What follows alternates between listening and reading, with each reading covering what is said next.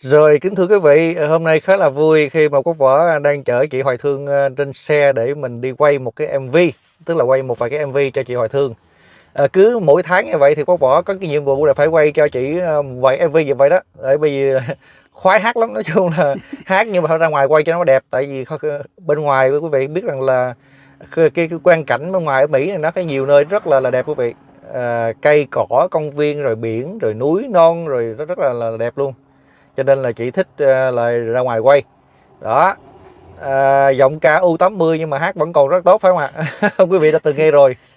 Và cái clip vừa qua đó quý vị, khi mà định đăng tải lên trên mạng xã hội đó, có tới cả mấy, tức là 150.000 lượt view đó, và mọi người ủng hộ chị Hoài Thương rất là nhiều luôn.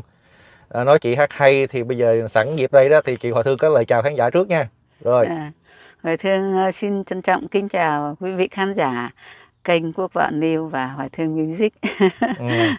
Bây giờ thì chị em chúng tôi đang dừng lại bên đường để nói chuyện cho nó dễ, tại vì mình chạy xe vừa nói nó khó lắm quý vị, cho nên mình dừng lại bên đường mình nói chuyện. Thì cũng trong cái câu chuyện ngày hôm nay á, là câu chuyện liên quan đến cố nghệ sĩ ưu tú Vũ Linh và những cái người trong gia đình có những cái việc mà nó không hay xảy ra khi mà họ đấu tố lẫn nhau về vấn đề về phân chia tài sản đó. Thì sẵn đây đó là chị cũng là một người từng trải rồi, thì Quốc Võ sẽ có 4 câu hỏi để mà hỏi chị ngày hôm nay, nó liên quan đến câu chuyện này. Thì trước hết thì có một số thông tin trên mạng nói rằng là những cái bia mộ, tức là cái bia mộ mà lập nên trên cái phần mộ của nghệ sĩ ưu tú Vũ Linh á, thì lại để cái tên là tức là để tên là những người mạnh thường quân mà gửi tiền về đó, phúng điếu đó, thì đồng lập mộ, tức là lập mộ như vậy. Không có để tên Hồng Loan hoặc là không có để tên bất cứ người nào trong gia đình cả. Thì theo cái chuyện này thì chị thấy nó như thế nào? Theo chuyện này thì chị thấy là mạnh thường quân ủng hộ thì đó là một cái chuyện tốt, nhưng mà cái vấn đề lập mộ là do gia đình người ta muốn lập mộ, mà chính ra là phải là con gái, con ruột đó, là bây giờ là Hồng Loan lập mộ, còn nếu không thì muốn chung thì cả gia đình là để lập mộ, cùng lập mộ. Chứ mình đâu có thể là mình nghĩ là mình ủng hộ rồi mình bắt mình lấy cái quyền mình ủng hộ đó để lập cái bia mộ cho Vũ Linh. Cái chuyện đó là chuyện chính là con cái hoặc là gia đình thôi, chứ mình là mạnh thường quân thì mình muốn ủng hộ thì mình ủng hộ, còn cái quyền quyết định là của người ta, chứ mình không thể là quyết định vì cái mình ủng hộ mình quyết định làm như vậy được. Theo chị nghĩ là như vậy. Thì thật sự mà nói đó là theo em nghĩ là mạnh thường quân họ không có cần thiết phải để tên của họ lên trên đó đâu. Nhưng mà cái này là do quyết định của bên phía gia đình. Mà ngay cái ngày đầu tiên đó, khi mà Vũ Luân, tức là con nuôi của Vũ Linh á, lên tiếng về vấn đề này đó, thì lúc đó anh ấy nói rằng là cái vấn đề về lập mộ hoặc là đi vào ký hợp đồng với lại những cái bên phía của cái công ty mà làm về mộ phần đó, thì là không có mặt Hồng Loan cái đó. Bởi vì những người trong gia đình giống như là cô Sáu Hồng Nhung hoặc là bên phía của Hồng Phượng đó là tự ý quyết định vấn đề này. Và họ quyết định luôn cả trong cái vấn đề về khắc chữ như thế nào, thậm chí là cái pháp danh của anh Vũ Linh cũng không có ghi lên. Đó, rồi cái vấn đề về những cái người mà lập mộ đó thì lại là ghi là mạnh thường quân hay là gì đó. Nhưng mà thật sự mà nói đó, theo ý của chị Hoài Thương vừa rồi mới nói đó, là thưa quý vị, là phải nói rằng là nếu không để tên Hồng Loan, không để tên riêng bất cứ người nào, thì cần phải để tên là gia đình đồng lập mộ, đúng không? Thì cái đó là chính xác nhất, phải không ạ? Đúng rồi. Đó quý vị. Rồi cái vấn đề thứ hai nữa là mà hiện tại bây giờ trong một số ngày vừa gần đây đó, thì cộng đồng mạng lên tiếng cái vấn đề về cái sự phân chia tài sản.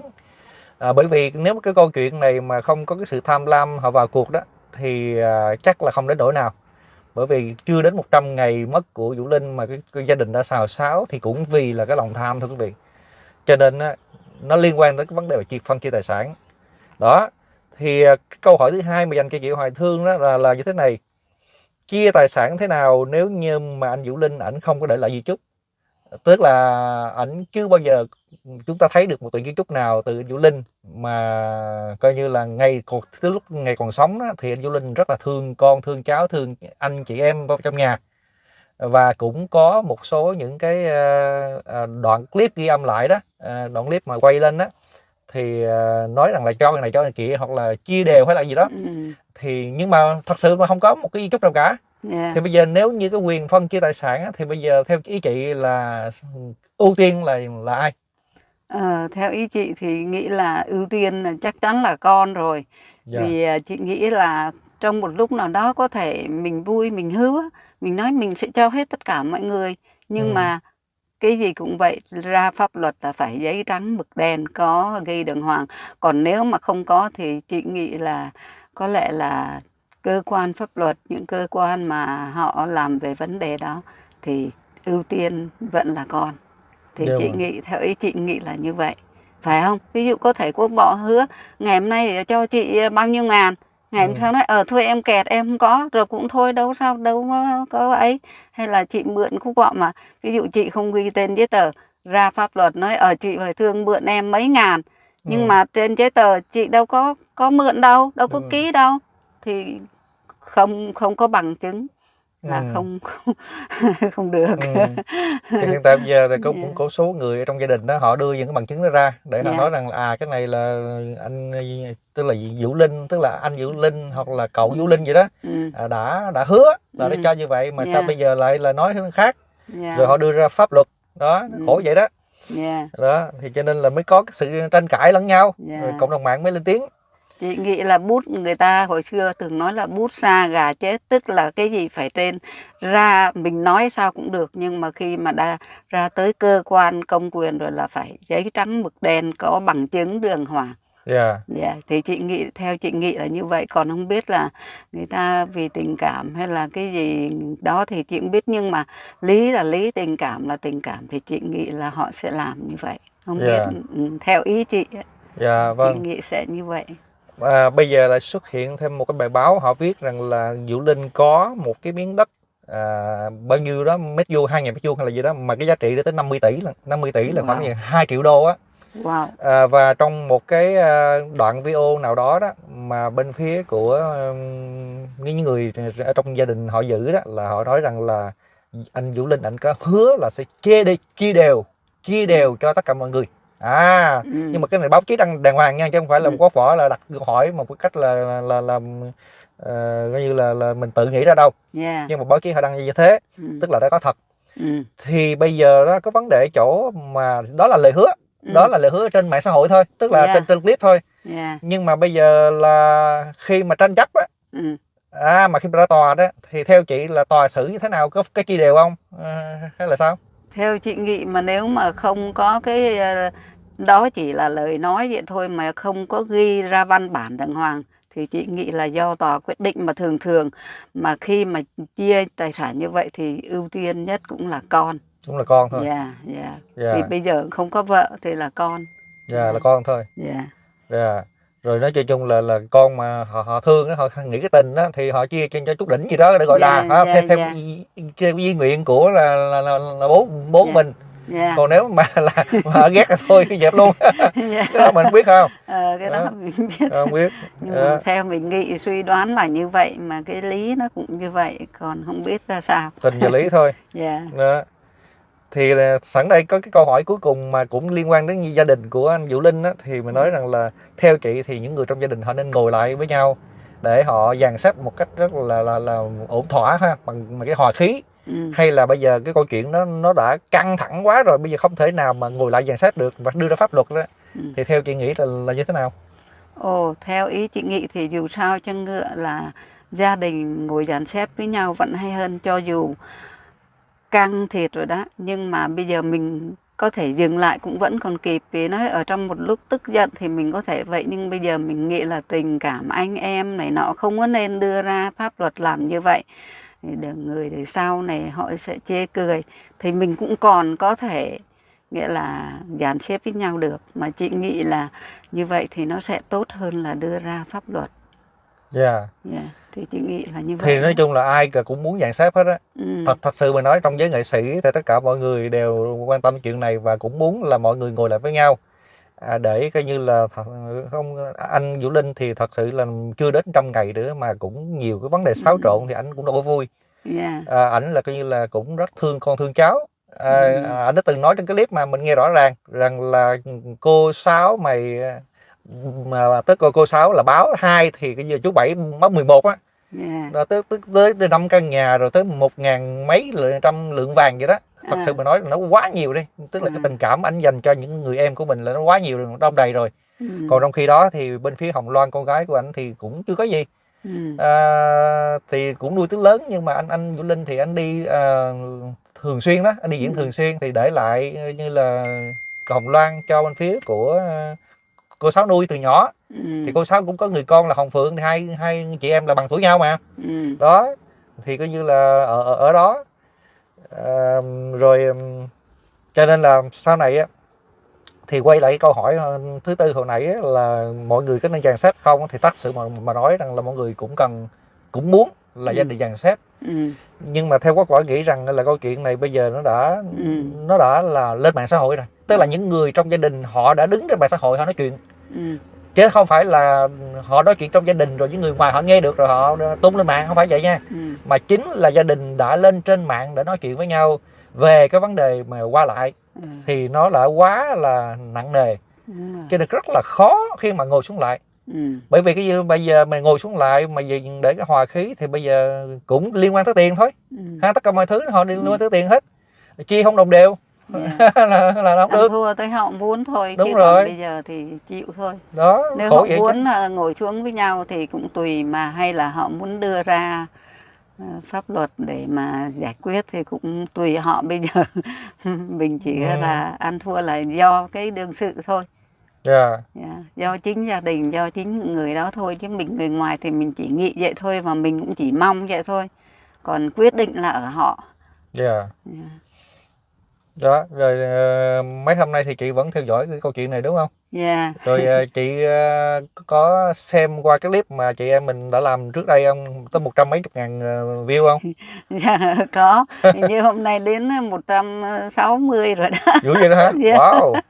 Rồi như vậy. Có những người mà quen nào của chị ở Việt Nam hoặc là bên Mỹ này mà họ xem được cái clip đó không? Có, tại vì có một cô là bạn học của con gái của chị ở Việt Nam, mà cũng hàng xóm luôn.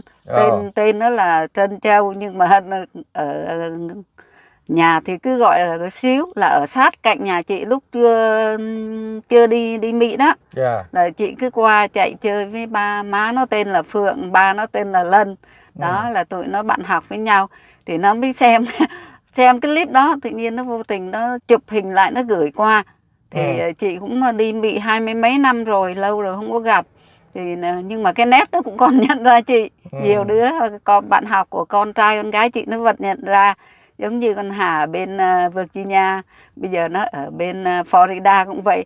Nó lên Facebook nó nhìn thấy chị, nó bảo wow, cho cháu nhìn thấy nét giống thím lắm. Y chang. Rồi cái nó mới coi, rồi nó chụp hình nó gửi qua, nó nói có phải mom của Nhã Khanh không? Cái tại vì con gái của chị tên Nhã Khanh. Cái nó nói con gái chị nó thích, đang đi làm thích mít xịt, nó gửi về chị, nó bảo trời ơi con xíu nó nói là có phải mom không, mà chính là mom, nhưng mà nó không nghĩ là mom. Tức là con gái, bạn của con gái của chị bên Việt Nam nó cũng xem. Nó thấy chị vô tình. Nó chụp hình nó gửi qua, vui quá trời luôn. Bạn của chị cũng vậy nữa. Mà đa số là quý vị là khen chị Hoài Thương là hát hay không à nha. Không ngờ giọng ca U80 mà hát hay vậy á. Không ngờ hát đại mà cũng hay Cho nên chút xíu nữa quý vị sẽ thấy rằng là cái cách mà cảnh mà chúng tôi set up máy để quay cho chị Hoài Thương ở trong một công viên thiệt là đẹp luôn. Rồi buổi chiều là quay tiếp ở ngoài biển đó quý vị. Thì nói chung là rất là nhiều những cái cảnh đẹp. Hôm nay là chúng quay tới 3 cái MV luôn. Đó. Rồi chiều nay chị em mình sẽ tiếp tục là mình nói chuyện tiếp một số câu hỏi khác nữa, tại vì đây có rất nhiều câu hỏi lắm, mà càng ngày cái sự kiện này nó càng lớn, cho nên là chưa đến đâu đâu. Từ qua 100 ngày thì bên phía của Hồng Phượng nói là qua 100 ngày sẽ mới bắt đầu là nói ra những cái chi tiết bên trong. Chứ hiện tại bây giờ thì cũng có, giống như ngày hôm qua đó, là bên phía của Hồng Phượng có ra mộ của Vũ Linh để mà thắp nhang đó. Thì có rất là nhiều YouTuber đã phỏng vấn, nhưng mà cô ấy là từ chối. Đó, từ chối trả lời. nói chung là trong cái thời điểm này rất là nhạy cảm thời chưa trả lời, thì hẹn qua 100 ngày cái đã đó, xong rồi mới nói chuyện này. Thì rồi bây giờ thì thưa quý vị, chị em chúng tôi sẽ bắt đầu là lên đường nha. Mình lên đường, mình đi tới một cái nơi gọi là cái công viên Huntington Library Park đó. Cái công viên này nói chung là rất đẹp đó, nó có nhiều phong cảnh hữu tình lắm đó. Thì bây giờ thôi sẵn đây chị nói chút xíu, tại sao chị lại thích ca hát, chị nói thử coi. Thì nói chung là lúc nhỏ, lúc đó là chị là người ở Bắc di cư vào Bình Giả nha. Yeah. Đó, thì chị đã thích hát từ nhỏ. Lúc đó chị là ca đoàn, hát solo cho ca đoàn.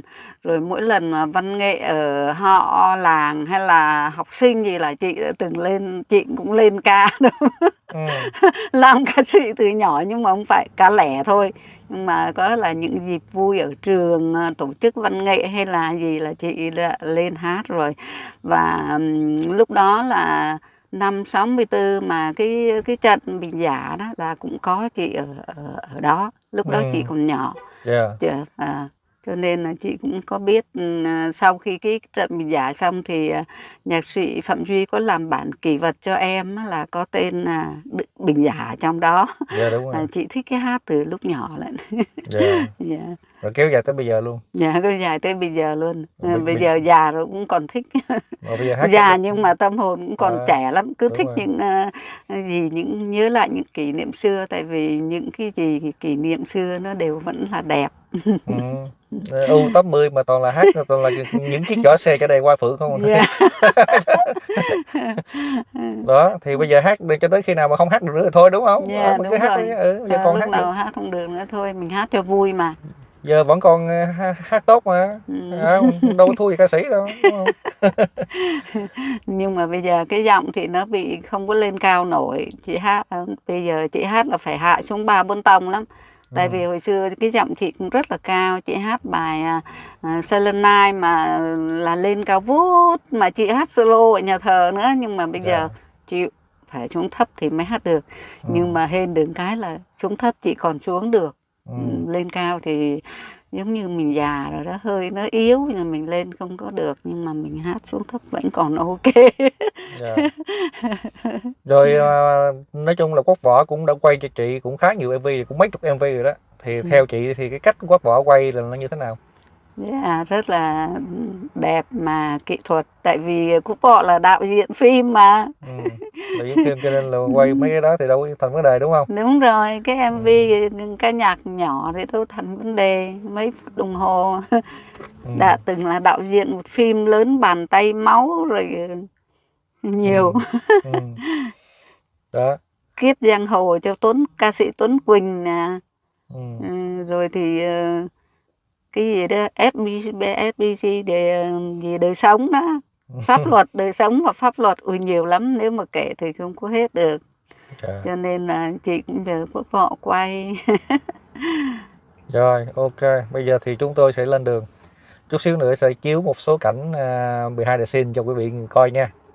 Rồi còn cái vấn đề về MV thì từ từ mình sẽ bỏ ra sau đó, bởi vì còn MV thì chắc là hay hơn, tại vì là mình thu trước. rồi mình ra mình quay thôi, mình vào ngoại cảnh mình ghép vô. Còn kia thì mình hát live. Rồi bây giờ xin mời quý vị hãy cùng theo chân chúng tôi ha, lên đường. Rồi xin mời. Đây quý vị, đây là cái phong cảnh của cảnh quay đầu tiên. Ở trên đây có rất là nhiều hoa đẹp, công viên rất là đẹp luôn quý vị, không khí trong lành mát mẻ đó. Bắt đầu chúng ta vào công viên, thấy không?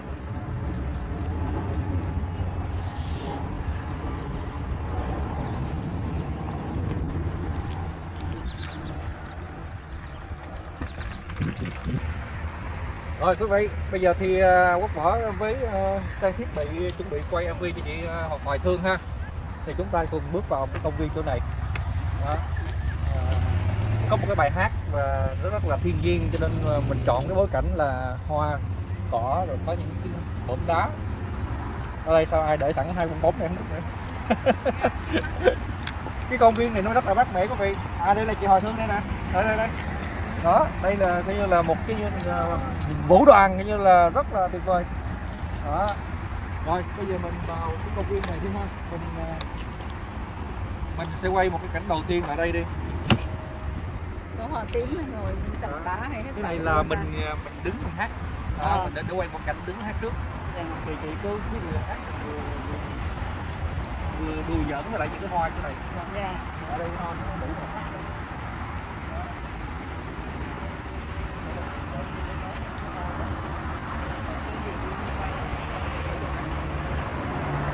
Rồi bây giờ mình sẽ xách đồ nghề ra.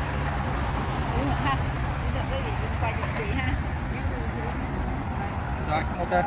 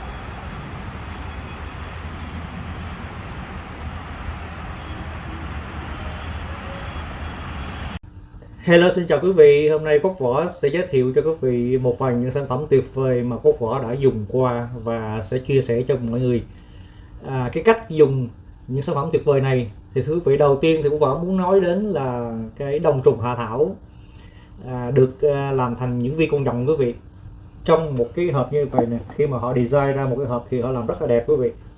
Đó, nhìn nó bắt mắt ha. Những cái hộp chất lượng rất là cao, được in ấn tỉ mỉ và design thiết kế mẫu mã rất đẹp. Chúng ta mở nắp hộp ra, chúng ta thấy bên trong có một cái chai như thế này quý vị. Đây, một chai đông trùng hạ thảo. Trong đây có 90 viên tất cả. Chúng ta uống một ngày 2 viên vào buổi sáng, tức là trước khi ăn sáng thì chúng ta uống 2 viên. Đó, thì cái chai này chúng ta uống là 1,5 tháng là hết ha. Mỗi chai như vậy giá trị là $200 cho một chai này quý vị. Đó, một lọ này.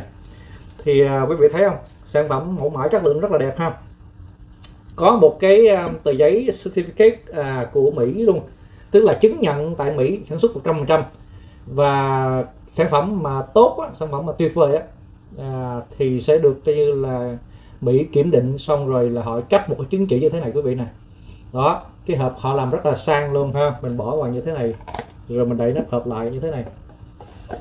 Đông trùng hạ thảo thì quý vị đã biết được công dụng của nó rồi, nó rất là tuyệt vời quý vị.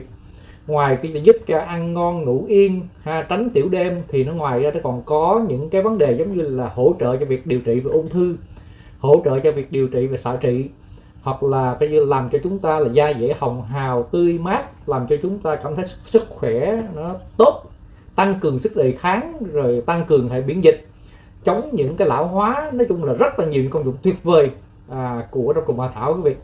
Thì Quốc Võ sẽ có một đợt khuyến mãi đặc biệt cho quý vị luôn.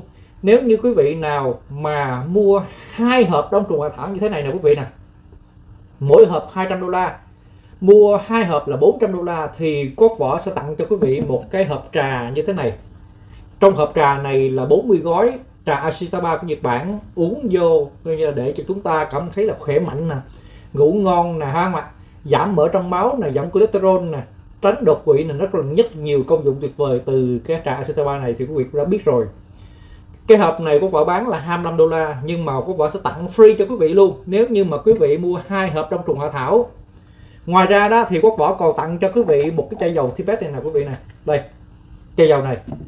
Chai dầu này cũng sản xuất 100% tại Mỹ luôn và rất là tốt luôn, có cái mùi là cái mùi quế rất là thơm. Nếu chúng ta bị đau lưng, nhức mỏi, mình mẩy hoặc là bị con gì cắn chỗ nào đó hoặc là bị nhức đầu sống mũi đó, thì quý vị thoa vào là nó hết liền ha, rất là tốt luôn. Chai dầu này Quốc Võ bán là 15 đô la, nhưng mà nếu mà quý vị nào mà mua 2 hộp đông trùng hạ thảo đó thì Quốc Võ sẽ tặng cho quý vị một cái hộp trà này và tặng thêm chai dầu nữa. Đó là một cái đợt tri ân khách hàng rất tuyệt vời, là nếu như quý vị nào mà mua 2 hộp đông trùng hạ thảo, mỗi hộp 200 đô, 2 hộp là 400 đô, thì Quốc Võ sẽ tặng cho quý vị một cái hộp trà này và một chai dầu, là free shipping cho quý vị luôn nha, chơi đẹp luôn, free shipping luôn. Đó, chỉ có 400 đô la thôi quý vị. Nếu quý vị nào mà muốn order sản phẩm đó thì quý vị hãy điện thoại cho Quốc Võ hoặc là nhắn tin cũng được. Số điện thoại là 714 247 9474, 714 247 9474. Nếu quý vị nào ở Việt Nam hoặc là ở Úc hoặc là ở Canada thì quý vị hãy add Zalo nha. Quốc Võ có số Zalo. Zalo là +1 714 247 9474 nha. Zalo là +1 714 247 9474. Rồi, bây giờ một sản phẩm thứ hai nữa đó mà chúng ta đã biết qua rất là nhiều năm tháng vừa qua rồi, và càng ngày sản phẩm này càng tốt hơn nữa, là collagen. Collagen thì một sản phẩm phải nói rất quá tuyệt vời rồi, mình không thể nào mà nói thêm về công dụng của nó được, bởi vì người ta ai cũng biết hết rồi. Công dụng mà tuyệt vời nhất là làm như gì? Làm cho là tẩy tế bào chết nè, làm cho da dẻ hồng hào nè, sáng mịn nè. Ngoài ra là làm cho móng tay móng chân nè ha, làm cho tóc của chúng ta nè mọc nhiều, khỏe mạnh, móng tay rất là khỏe chắc và tóc tai cũng là chắc khỏe, không có rụng tóc. Và đặc biệt là cái làn da chúng ta không cần phải đi thẩm mỹ, không cần phải chích botox hoặc là không cần phải làm gì cả, chỉ cần uống cái collagen thôi là đủ, là tuyệt vời được, đủ tốt quý vị. Đó, thì trong cái hộp này nè, nó có 10 chai như thế này quý vị. Đây là cái chai này nè. Chai này là được làm bằng thủy tinh nha, rất là chắc và đẹp. Đó, mẫu mã rất tuyệt vời luôn. Thì một hộp này gồm có 10 chai này quý vị nè. Đó, thấy đẹp không? Tuyệt vời không? Thì Quốc Võ đang bán với giá là mỗi hộp như vậy là 90 đô la nha quý vị nha. 90 đô la cho một hộp này. Mà nếu như mà quý vị nào mà mua 2 hộp thì quý vị sẽ được tặng cho một hộp. Tuyệt vời không? Đã không? Mua 2 được 3 luôn. Mỗi hộp 90 đô la là như quý vị, mắc đắt tiền lắm á, không có rẻ đâu. Nhưng mà nó rất là chất lượng.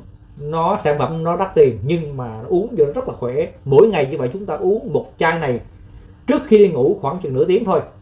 Đó, một ngày một chai thôi ha. Trước khi đi ngủ nửa tiếng là chúng ta uống một cái là chúng ta ngủ ngon tới sáng luôn, ngủ cứ tủ đã luôn.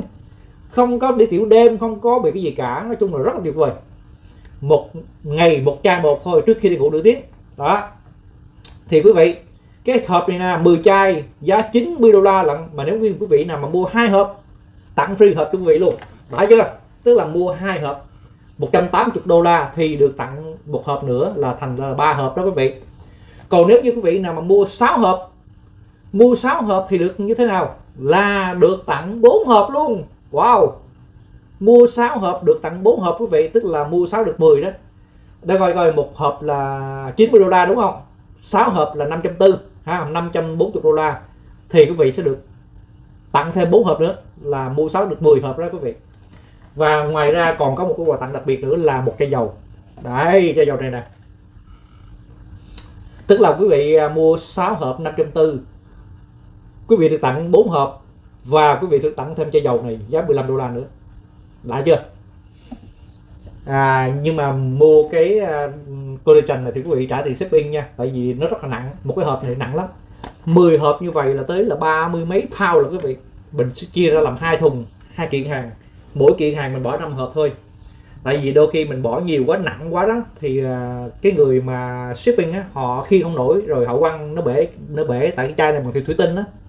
Cho nên mình phải chia ra làm 2 kiện hàng tất cả, mỗi kiện hàng là 5 hộp để mình ship cho quý vị. Nếu quý vị nào mà mua 6 hộp đó thì sẽ được tặng thêm 4 nữa là 10 đó quý vị. Đó. Thì đó là những cái điều tuyệt vời. Hai sản phẩm mà Quốc Võ thường hay bán nhiều nhất và cảm thấy nó rất là tốt, cho nên muốn chia sẻ cho mọi người ngày hôm nay. Cho nên cũng mong là quý vị sẽ ủng hộ Quốc Võ, ủng hộ những điều chính nghĩa, ủng hộ để phải không ạ? Bằng cách là order sản phẩm giúp cho tăng giá trị bản thân, tăng cái sức đề kháng trong cơ thể, làm cho chúng ta khỏe mạnh, minh mẫn và tiếp tục như là cùng chung tay với nhau để coi như là làm những điều tuyệt vời trong cuộc sống. Đó, thì quý vị hãy điện thoại Quốc Võ bằng cách là số điện thoại 714 247 9474 nha. 714 247 9474. Nếu quý vị nào ở Việt Nam hoặc là ở Úc hoặc là Canada thì quý vị hãy add Zalo là +1 714 247 9474 và xin chúc cho tất cả mọi người một ngày tốt lành nha. Ok, I love you.